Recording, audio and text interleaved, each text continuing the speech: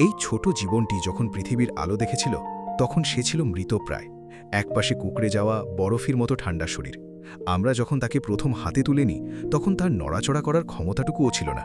সবাই বলেছিল একে বাঁচানো অসম্ভব, কিন্তু আমরা হাল ছাড়তে পারিনি। প্রতিটি সেকেন্ড ছিল আমাদের জন্য এক একটা যুদ্ধ। ড্রপার দিয়ে যখন একটু একটু করে পানি আর পুষ্টি দিচ্ছিলাম তখন ওর চোখগুলো ছিল বন্ধ। দীর্ঘ ২০ ঘন্টার এক কঠিন লড়াই। ইনকিউবেটরের তাপমাত্রা ঠিক রাখা থেকে শুরু করে ওর ছোট্ট ঠুঁট দিয়ে খাবার গেলানোর চেষ্টা, এক অদ্ভুত মায়ার বাঁধনে আমরা সবাই আটকে গিয়েছিলাম। কিন্তু প্রকৃতি সবসময় আমাদের অবাক করে দেয়। যে প্রাণটি কাল মৃতপ্রায় ছিল আজ সে নিজ পায়ে দাঁড়িয়েছে। দেখুন তার চঞ্চলতা। এখন সে শুধু হাঁটছেই না, বরং খাবার খাচ্ছে এবং আমাদের প্রতিটি পদক্ষেপে সঙ্গে দিচ্ছে। সেই ছোট্ট দুর্বল বাচ্চাটি আজ এক পূর্ণ বয়স্ক এবং ড্যাশিং রস্টার।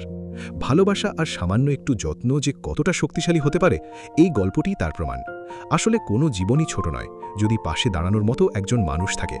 আপনার কি মনে হয় ভালোবাসা দিয়ে সব জয় করা সম্ভব? কমেন্টে জানান।